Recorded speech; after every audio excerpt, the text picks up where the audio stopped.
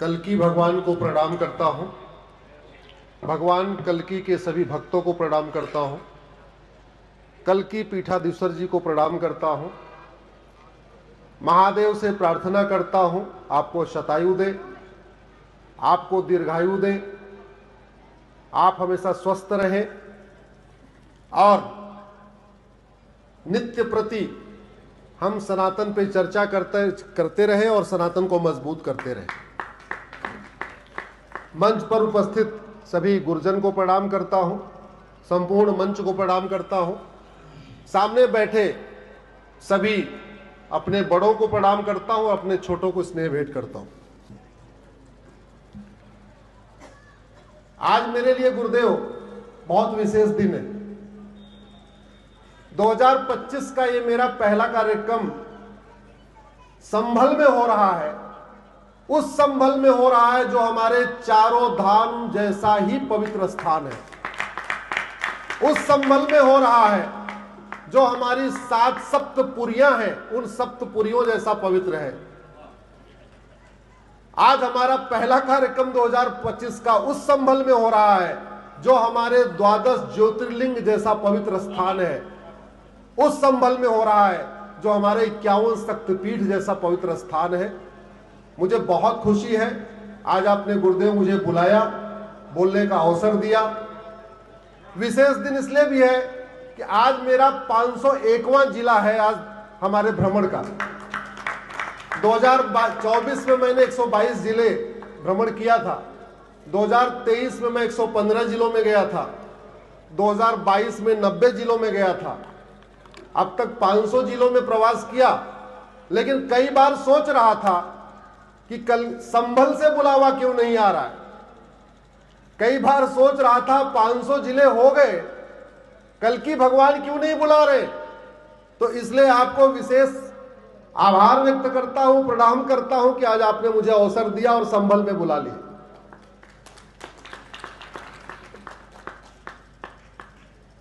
एक बार मेरे साथ जोर से बोलिए, धर्म की जय हो, अधर्म का नाश हो, प्राणियों में सद्भावना हो, विश्व का कल्याण हो। मेरा व्यक्तिगत मानना है कि धर्म की जय करना जितना महत्वपूर्ण है, अधर्म का नाश करना उतना ही महत्वपूर्ण है। अधर्म का नाश किए बिना धर्म की जय नहीं होगी। अधर्म का नाश किए बिना प्राणियों में सद्भावना नहीं आएगी। अधर्म का नाश किए बिना विश्व का कल्याण नहीं होगा। और कल्की भगवान का अवतार अधर्म का नाश करने के लिए ही होने वाला है।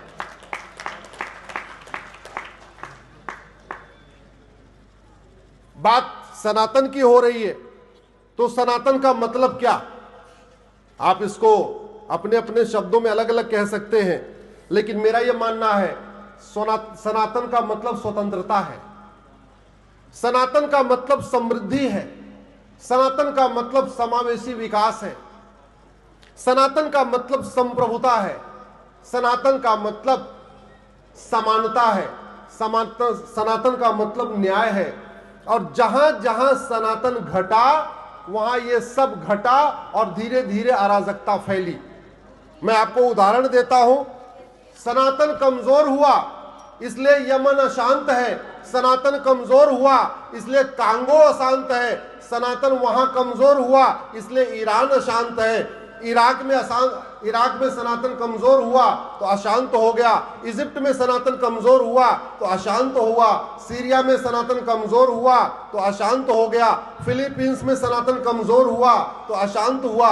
सोमालिया में सनातन कमजोर हुआ तो अशांत हो गया।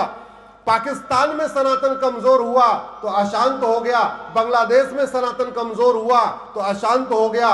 तजाकिस्तान में सनातन कमजोर हुआ तो अशांत हुआ। अफगानिस्तान में सनातन कमजोर हुआ तो अशांत हुआ।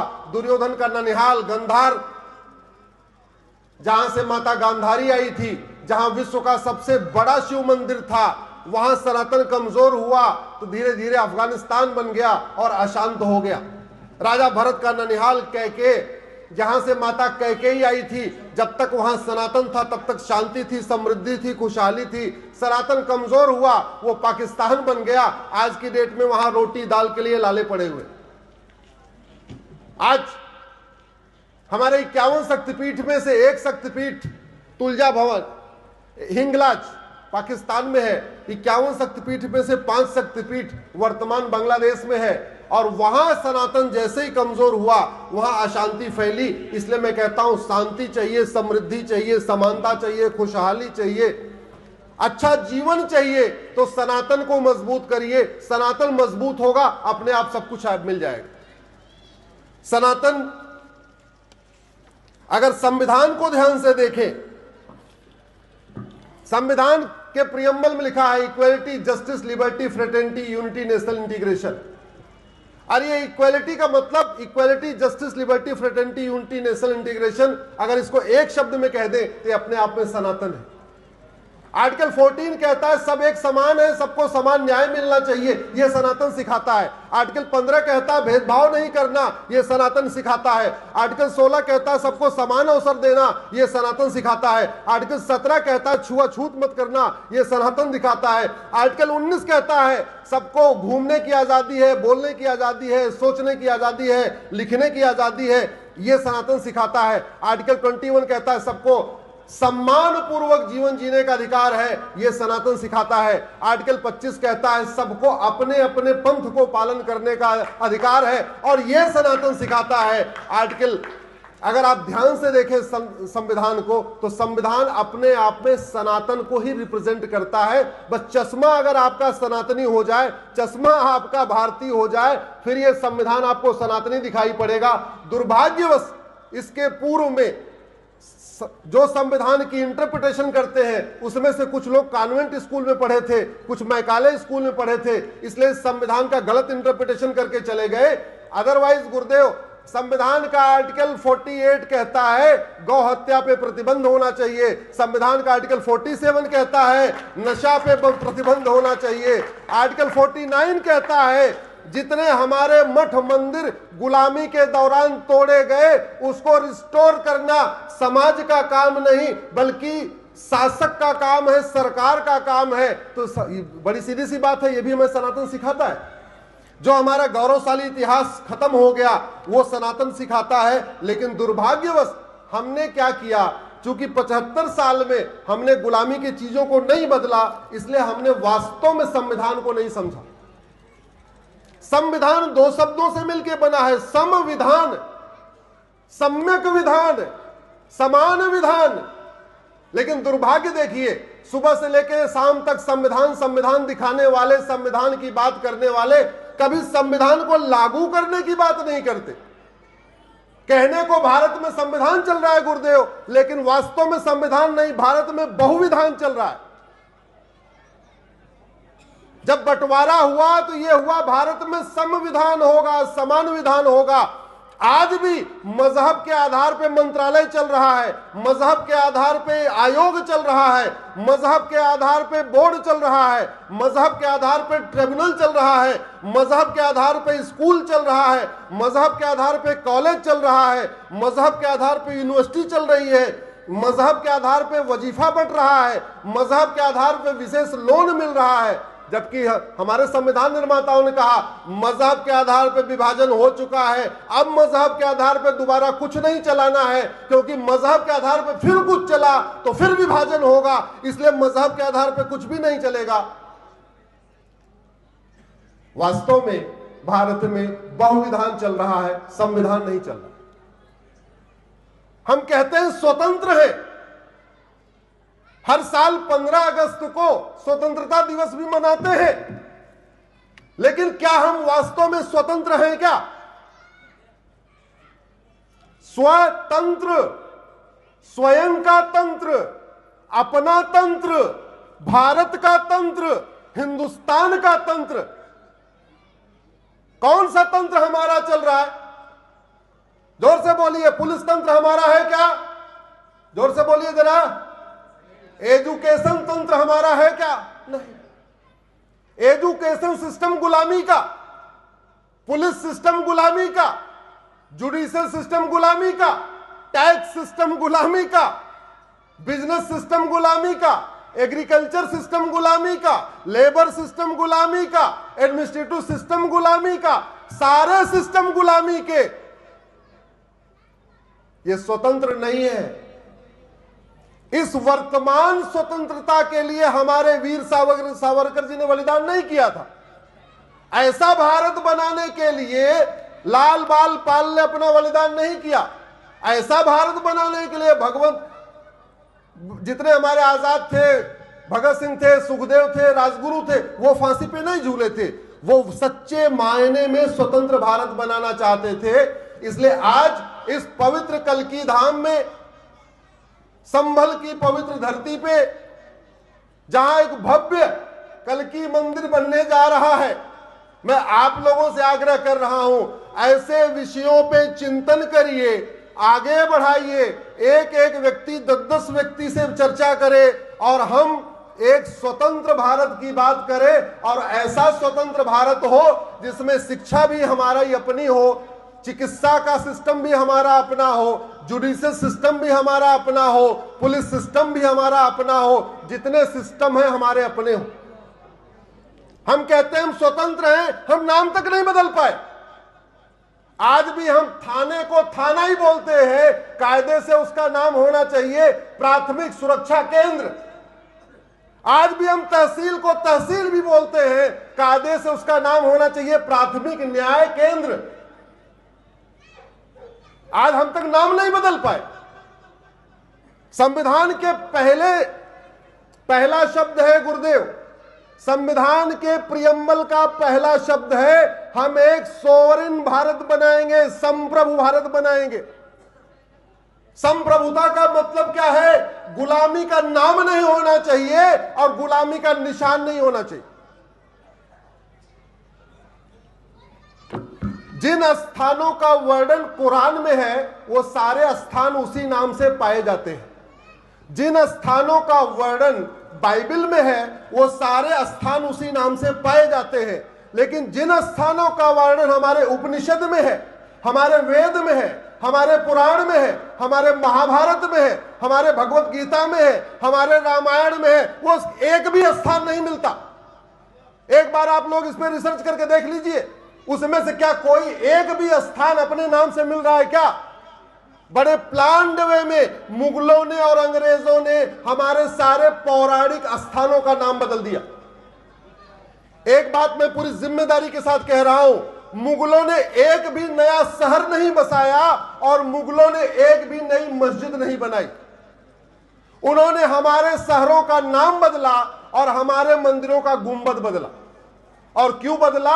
क्योंकि जिससे बाद में यह पढ़ाया जा सके रामायण और महाभारत एक काल्पनिक घटना है और लोग मान भी ले। और काल्पनिक कैसे किया? जैसे उनको पता चला कि भगवान कृष्ण ने 5 गांव मांगे थे तो उन्होंने पूछा कौन कौन से गांव थे, बोले ये 5 गांव, पांचों का नाम बदल दिया। अब महाभारत में 5 गांव ढूंढते रहिए, भारत के नक्शे पे मिलेंगे नहीं। क्योंकि गजप्रस्थ गाजियाबाद हो गया, तिलप्रस्थ फरीदाबाद हो गया, सोनप्रस्थ सोनीपत हो गया, पानप्रस्थ पानीपत हो गया, इंद्रप्रस्थ दिल्ली हो गया। वो 5 गांव महाभारत में है, भारत की धरती पे नहीं है। पांडवों ने अज्ञातवास किया विराट में, होशियार खान नाम का लुटेरा गया, उसने विराट को होशियारपुर बना दिया। भगवान परशुराम जी के पिताजी जहां उनका आश्रम था, उस स्थान था नाम था जमदग्निपुरम। जौना खान नाम का लुटेरा गया, उसको जमदग्निपुरम को जौनपुर बना दिया। हमारा 151 शक्तिपीठ है, उसमें एक शक्तिपीठ कीर्तेश्वरी, जहां माता का मुकुट गिरा था, मुर्शिद खान नाम का लुटेरा गया, उसको उसने मुर्शिदाबाद बना दिया। इसलिए जब हमसे लोग कहते हैं कि आपने प्लेस ऑफ वर्शिप एक्ट को क्यों चैलेंज किया हुआ है, तो मैं एक ही बात कहता हूं, यह बात भारतीयों का नहीं है, यह बात हिंदू मुस्लिम का बिल्कुल नहीं है। यह हमारी लड़ाई भारत की संप्रभुता और विदेशी आक्रांताओं के बीच में है। जो लड़ाई लाल बाल पाल छोड़ के गए थे, जो लड़ाई वीर सावरकर जी छोड़ के गए थे, वो लड़ाई मैं सुप्रीम कोर्ट में लड़ रहा हूं। अगर हम गुलामी का नामो निशान मिटा नहीं सकते, हम गुलामी के वो शहरों के वास्तव नाम को नहीं ले सकते, तो हमें धिक्कार है, हमें धिक्कार है। फिर हमें गुरु तेग बहादुर जी का बलिदान दिवस नहीं मनाना चाहिए, फिर हमें गुरु गोविंद सिंह जी का बलिदान दिवस नहीं मनाना चाहिए। यहां पे कुछ चंद परिवार हैं जो विदेश के हैं, बाकी तो सारे अपने हैं। कोई त्यागी था, कोई चौधरी था, कोई धोबी था, कोई नाई था, कोई कुछ था, कोई कुछ था। कायदे से सरकारों का यह कर्तव्य था गुरुदेव कि भारत में एक घर वापसी अभियान शुरू करें। यह सरकारों का कर्तव्य है। क्यों? क्योंकि आर्टिकल 29 कहता है भारत की संस्कृति को मजबूत करना हमारा नहीं, सरकार का भी काम है। और भारत की संस्कृति तब मजबूत होगी जब सनातन मजबूत होगा। और सनातन कैसे मजबूत होगा? जब मैक्सिमम घर वापसी होगी। मैक्सिमम लोग भारत को मानेंगे, भारत के त्योहार को मानेंगे, भारत की सोच को मानेंगे, भारत की परंपरा को मानेंगे, वसुधैव कुटुंबकम को मानेंगे, सर्वमंगल मांगल्य मानेंगे, नारी तू नारायणी मानेंगे, यत्र नारस्ति पूज्यते रमन्ते तत्र देवता को मानेंगे। तो कायदे से घर वापसी कराना, वैदिक शिक्षा देना, गुरुकुल का प्रचार करना, यह किसका कार्य है? हमारे सरकारों का काम। सरकारों ने सड़क बनाया, हाईवे बनाया, रेलवे बनाया, सब कुछ बनाया, लेकिन घर वापसी को मजबूत करने के लिए कोई विशेष अभियान नहीं किया। हमारा तो ये कहना है मुफ्त मकान योजना उनको मिलनी चाहिए जो लगातार घर वापसी कर रहे। 5-5 लाख रुपए की योजना चलाना है तो चलाइए, जो घर वापसी करे उसको 5 लाख दीजिए। चाहे वो मुफ्त में लोन देना है, मुफ्त में वजीफा देना है, उसको दीजिए जो घर वापसी करे। क्योंकि ये भारत का संविधान कहता है कि भारत की संस्कृति का प्रचार प्रसार करना यह सरकार का कार्य है। हमारा और घर वापसी के इसलिए मैं कह रहा हूं, घर वापसी से शांति आएगी, आपसी तनाव खत्म होगा, भाईचारा बढ़ेगा, प्रेम बढ़ेगा। इसलिए सबसे पहले अगर भारत में हमें करना चाहिए तो घर वापसी अभियान को शुरू करना चाहिए। मैं कल्की पीठाधीश्वर गुरुदेव से आग्रह कर रहा हूं कि आप घर वापसी अभियान, ये संबल केवल कल्की पीठ नहीं होगा बल्कि घर वापसी का केंद्र भी बनेगा और यहां से घर वापसी के लिए एक विशेष अभियान शुरू होगा। इसी के साथ मैं अपनी बात खत्म करना चाहता हूं। कुछ 2-3 बातें और मैं कहना चाहूंगा। मैं चाहता हूं कि भारत में समान शिक्षा लागू हो, गरीब हो या अमीर हो, अगड़ा हो या पिछड़ा हो, बंगाली हो या गुजराती हो, शिक्षा एक समान हो, अपनी अपनी मातृभाषा में पढ़े, किताब एक हो। मैं अश्विनी उपाध्याय जी के इस प्रस्ताव का तहे दिल से समर्थन करता हूं। धन्यवाद गुरुदेव। दूसरा मेरा आग्रह गुरुदेव, अब समय आ चुका है।